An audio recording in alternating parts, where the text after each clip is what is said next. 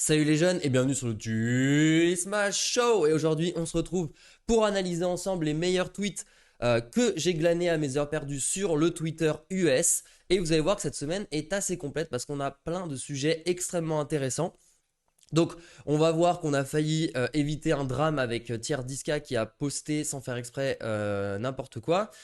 On va également parler d'un trade que Jeff Hashell, un trader quant, a publié récemment, qui va nous expliquer et nous donner des petits tips sur le trading haute fréquence et qu'on puisse voir un petit peu à quoi ça ressemble et comment ça marche, quels sont les types d'analyses qu'il faut faire, etc.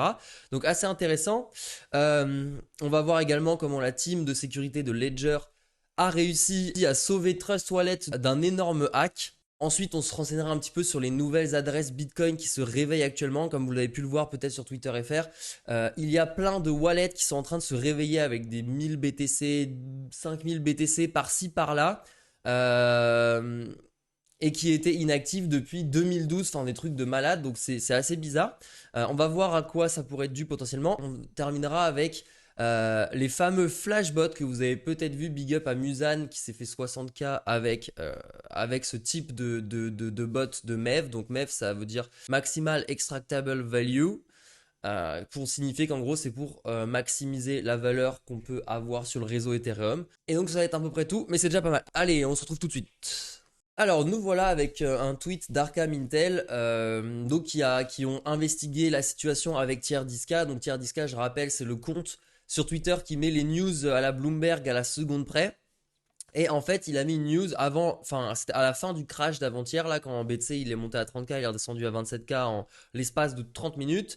En fait, DB a mis un tweet qui disait que les wallets de Mt. Gox et du gouvernement US sont en mouvement. Et donc ça, bon, des gens ont analysé les timings des tweets et c'est pas ça qui a fait flipper le marché parce que c'est arrivé au bottom. Donc ça a rien à voir.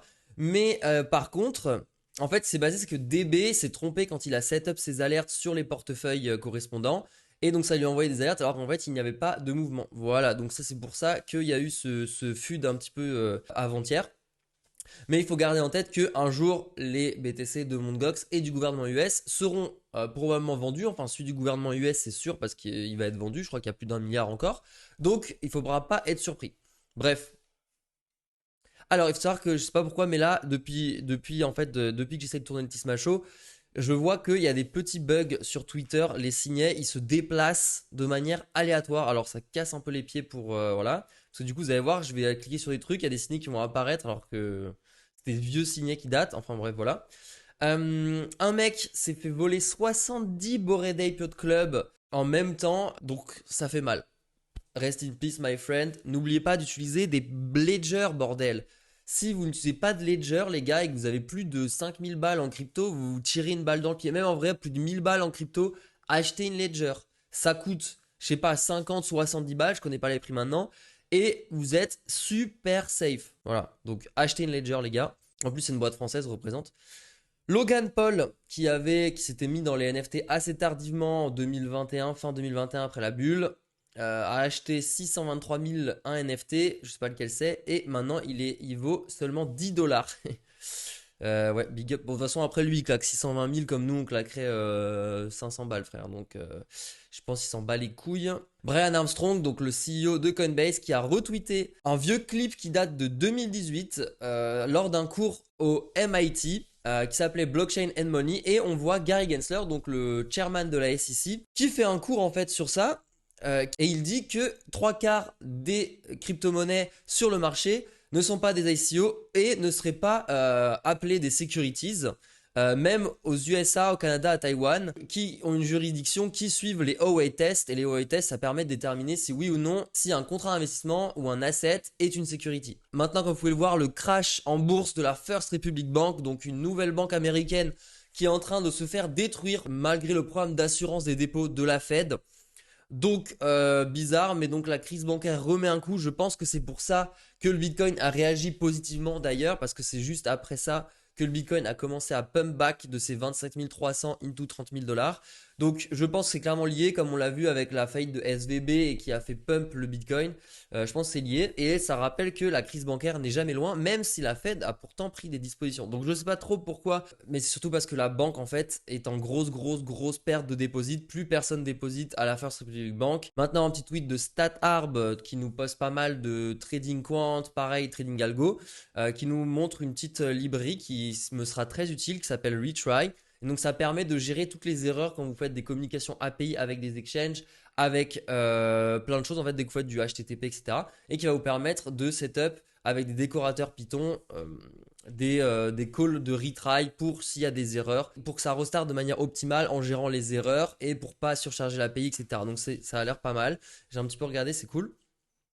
Maintenant, petit trade sur comment la team de sécurité de Ledger a réussi à mitiger une faille sur le Trust Wallet. Le 14 novembre 2022, Trust Wallet sort leur browser extension, donc pour la mettre comme sur MetaMask dans votre navigateur. Et en fait, ce qui se passe quand vous créez un wallet dans ces genres de portefeuille, vous allez créer de manière aléatoire des mots qui vont permettre en fait de retrouver les clés privées et les clés publiques via des algorithmes de cryptographie. Sauf que Trust Wallet, quand tu générais une clé, il y avait une faille dedans qui faisait que au lieu d'avoir 2 puissance 256 possibilités, en fait, il n'y en avait que 2 puissance 32, ce qui fait que c'était beaucoup plus facile à brute force et donc pas du tout secure. Et un hacker aurait pu très rapidement récupérer toutes les seeds des wallets et par conséquent retrouver les clés privées et les clés publiques des utilisateurs et vider tous les fonds de tout le wallet, de tous les wallets de Trust Wallet. Heureusement Ledger, après seulement 3 jours, ils ont réussi à voir la vulnérabilité et la remonter à la team de Trust Wallet.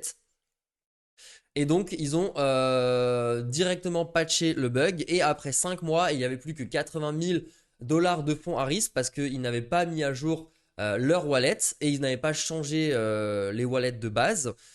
Et ils ont quand même l'équipe de Trust Wallet a quand même décidé de disclose la vulnérabilité, de la dévoiler au grand jour, et en promettant que si des gens perdaient de l'argent, se faisaient voler leur argent à cause de ce hack, et bah ils rembourseraient les utilisateurs. Voilà, donc bravo Ledger, vous êtes des boss. Parlons de market making et donc un tweet de Larry Zuckerberg, alors je ne sais pas qui c'est, j'ai jamais vu.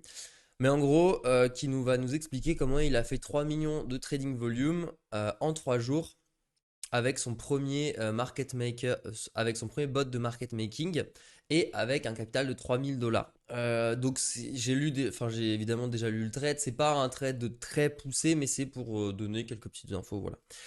Alors, donc il a start tout ça sur le, donc il a start tout ça sur le DEX Hyperliquid X, donc qui est le DEX qui a été créé par Jeff Hashell.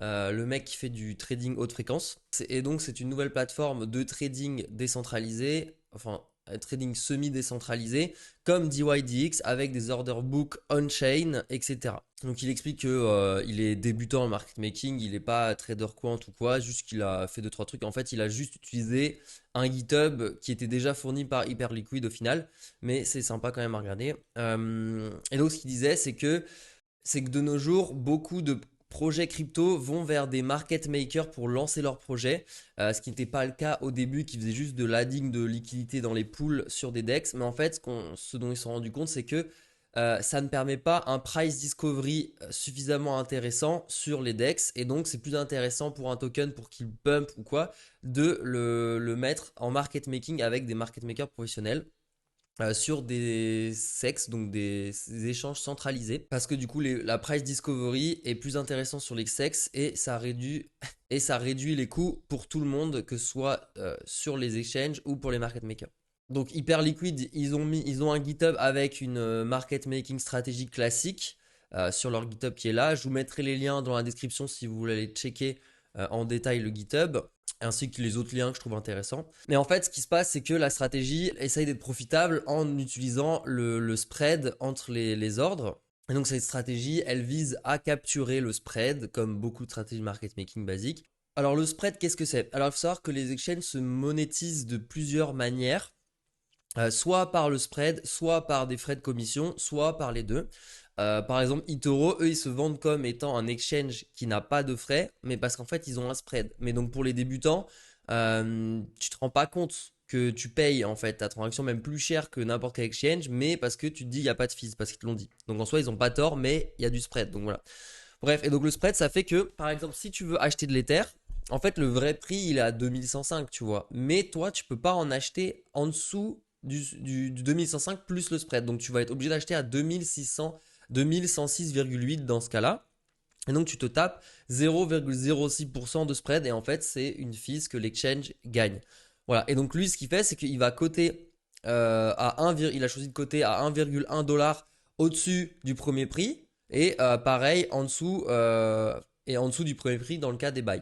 Et donc ce qu'il va faire c'est que son bot il va acheter dès que ça arrive à 2104,4 il va acheter et il va revendre à 2107,9 et donc du coup il va gagner cette différence en fait entre les deux, moins le spread évidemment, et par conséquent il va faire de l'argent comme ça avec son bot. Et c'est pour ça que son bot en 3 jours fait 3 millions de volume sur 3000$ de capital.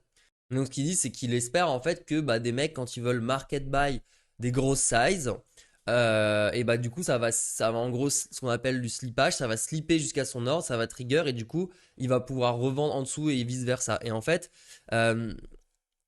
et donc, du coup, il va vendre son Ether 1,1$ par exemple plus cher que ce qu'il est vraiment. Parce qu'il y a des mecs qui vident l'order book, etc. Mais vu que c'est très petit, c'est normal de vider leur order book, c'est très facile. Et donc maintenant, évidemment, c'est pas et évidemment, c'est pas aussi simple que ça parce que le marché va pas rester fixe à cette range de prix. Il va évidemment bouger, que ce soit à la baisse ou à la hausse. Le problème, et donc dans ce cas-là, le bot de market making, si le prix commence à trop monter, il va enlever les sell orders et il va les remonter et vice versa. Et en fait, il va continuer d'ajuster autour du prix plus le spread et il va ajuster pour garder toujours 1,1 en dessus et en dessous. Dollars. Dans ce cas-là, hein, ça peut être 1,1$, ça peut être 5$, ça dépend de tes configurations. Mais dans ce cas-là, voilà, son bot, il va suivre. Et donc, du coup, si ça monte, le problème, c'est que si, par exemple, ça descend. Le problème, c'est que si ça descend trop vite, par exemple, et que du coup, lui, il rentre en short ici, il rentre en short, sauf que le prix descend vite. Du coup, bon, il trigger son long, ok? Donc, ça, il revend direct la différence, ça, c'est bon. Sauf que ça redescend plus vite. Du coup, le long, après, il l'achète. Et sauf que ça revient pas au prix de vente à 1,1$ en plus. Donc ce qui se passe, c'est que le prix ça descend et du coup son bot il long, mais des fois il peut pas revendre. Du coup il se retrouve avec, au lieu d'avoir 5 millions imaginons, il se retrouve avec une position au lieu d'avoir d'une position à 0 qui se even out à la fin en faisant des profits, du coup sa position elle s'accumule en long alors que le prix fait que descendre. Et donc c'est là où les market makers se font ken et c'est exactement pour ça que lors du crash de la candle de Covid, du Black Swan en 2020, quand le BTC a drop de 50% en l'espace de quelques jours, les market makers se sont fait gigarect parce qu'aucun modèle ne prédisait une aussi grosse volatilité. Et donc du coup, les mecs, en fait, leurs algos, s'ils les avaient pas cut assez vite, ils achetaient et ils revendaient pas, ils achetaient, ils revendaient pas, ils achetaient, ils revendaient pas. Et du coup, ils se retrouvaient avec des positions hardcore. Et probablement, il y en a qui se sont fait liquider. Et donc, ça a créé des giga cascades, etc. Et c'est pour ça que BitMEX a dû interrompre le trading parce que sinon le prix, Arthur Hayes avait dit que le prix allait à 0 sur BTC, tout simplement. Mais donc du coup, le truc c'est que ça avait aucun sens, c'est juste ça allait baiser tout le monde, mais à aucun moment le BTC allait à 0, tu vois ce que je veux dire. Et donc ce qu'il dit c'est que le plus gros problème pour les bots de market making ou quand tu provides ou quand tu donnes de la liquidité sur des pools comme Uniswap par exemple sur des DEX, c'est quand le marché est directionnel parce que tu vas pas réussir à revendre aussi bien que tu achètes par exemple si ça baisse. Voilà. Donc du coup c'est à ce moment-là que tu peux perdre de l'argent avec ton bot de market making. Et donc ce qu'il dit également c'est qu'il y a des market makers qui sont sophistiqués et donc par là qui vont réussir avec des indicateurs etc. à faire en sorte de se hedge leur exposition. Si elle est mauvaise dans un sens, ils vont parier par exemple s'ils sont trop de longues, ils vont parier à la baisse pour se protéger. Mais ça c'est beaucoup plus compliqué que ce qu'on vient de voir là parce que ça veut dire qu'il faut vraiment avoir une stratégie qui arrive à te prédire si oui ou non le marché fait des excès ou pas, dans la tendance ou pas, etc. Donc là, c'est beaucoup plus compliqué déjà. Et il dit également qu'il y a beaucoup à aimer d'avoir des order book on-chain plutôt que des automated market making, donc les pools genre Uniswap, etc. Voilà. Parce que du coup, bah, là, il retweet un mec qui dit que ça permet une meilleure price discovery parce que la liquidity, elle vient de vrais trades et pas d'assets que quelqu'un a parqué dans une pool et qui touche pas, tu vois. Parce que du coup, ça montre qu'il y a une vraie demande pour faire bouger le marché. Après, faudrait voir. Après, il faudrait voir ça plus en détail exactement sur les conséquences d'un MM versus des vrais trades on-chain, etc. La vidéo est en deux parties parce que j'ai pas pu tourner tout d'un coup. Revenons à nos moutons. Donc, toujours sur le trade de Jeff Hale. Si tu zoom out de ta stratégie et ton infrastructure, en fait, ce que tu fais, ton service que tu proposes en tant que market maker, c'est de rendre le marché plus efficace parce que tu vas le rendre plus liquide. Et donc, c'est important c'est important de comprendre la microstructure du marché. Et d'un point de vue plus théorique, les marchés sont un système en fait de propagation de l'information qui va en fait faire une vague jusqu'à trouver un équilibre de prix. Puis un event va venir perturber cet équilibre de prix. Donc ça marche que dans les marchés liquides. Plus le marché est liquide, moins il va être efficace pour propager l'information. Mais dans les marchés très liquides, une news en fait va faire bouger le prix jusqu'à ce qu'il se stabilise, puis une autre news va faire bouger le prix ou un nouveau fondamental, etc. Et c'est comme ça que les prix se trouvent en fait sur les marchés. Il faut également comprendre les autres participants avec lesquels tu trades, enfin contre qui tu trades, parce que souvent tu es en compétition, mais parfois en fait ton alpha, donc ton edge, c'est quelque chose, c'est en fait ce que quelqu'un ne désire pas risquer par exemple. Donc tu peux avoir beaucoup d'edge à savoir ce que les autres pensent pour en fait justement, bah, si par exemple ils ont peur de X, ils ont peur de X scénario, dans ce cas-là, toi tu sais que tu peux profiter de ça, parce que vu qu'ils vont avoir peur, ils vont pas être rationnels, par conséquent faire un mauvais trade, un mauvais spot, et toi du coup tu as un edge de savoir ça. Voilà, donc il espère que ça vous a plu et que c'était intéressant pour build un HFT système de trading. Donc voilà, je vous mettrai le lien du trade en description pour ceux qui veulent approfondir parce qu'en gros, il a agrégé plusieurs de ses trades sur la liquidity, sur plein de choses. Donc je pense que c'est intéressant. Et lui, par exemple, je vais le mettre en signé parce que j'adore les trades sur la liquidity. Tweet de Look On-Chain maintenant, qui est un système d'analyse de wallet on-chain. Alors, donc il y a, comme vous avez peut-être pu le voir sur Twitter, des remontées avec notamment Whale Transfers, etc., les comptes Twitter, qui ont mis des tweets à propos de portefeuilles de Bitcoin qui n'avaient pas été utilisés en 10 ans et qui reviennent et qui commencent à refaire les transactions avec parfois 1000, 5000, 8000 BTC qui avaient été oubliés dessus. Donc avec des valeurs de plusieurs centaines de millions de dollars. Euh, voilà, donc c'est pas inquiétant en soi. Probablement quelqu'un s'est mis à retrouver ou à craquer des codes, des anciens codes. Peut-être une boîte qui a découvert un nouveau système pour craquer des vieux codes d'anciens wallets et puis qu'à à un instant T, des, et à un instant T, des clients se sont manifestés qui se sont rappelés de leur truc. Donc ça peut être, il n'y a pas à s'inquiéter. Enfin pour moi ça reste anodin, c'est normal. Et il surligne qu'il y a une giga whale qui a plus de 80 000 bitcoins, soit 2,19 milliards de dollars, qui sont dormants depuis 12 ans. Et il a acheté ces bitcoins à 93 centimes.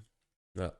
Donc ils ont pas bougé ceux-là, ils sont toujours en train de dormir, mais faut pas oublier que il y a ça. Maintenant, ensuite, on va étudier un. Alors, vous avez peut-être entendu parler récemment du MEV. Alors, le MEV, qu'est-ce que c'est? Ça veut dire tout simplement Maximal Extractable Value. Donc en fait, c'est comment exploiter au maximum l'argent qu'on peut faire dans un bloc, donc avec plein de transactions, etc. Et de profiter, par exemple, si des traders font du trading sur des DEX, de profiter de leur slippage ou de leur fees non optimales pour justement optimiser ça et donc profiter de toi, récupérer le slippage en fait en tant que développeur de bots de MEV. C'est souvent, ils ont des bots qui vont pour la majeure partie du temps sandwicher des transactions.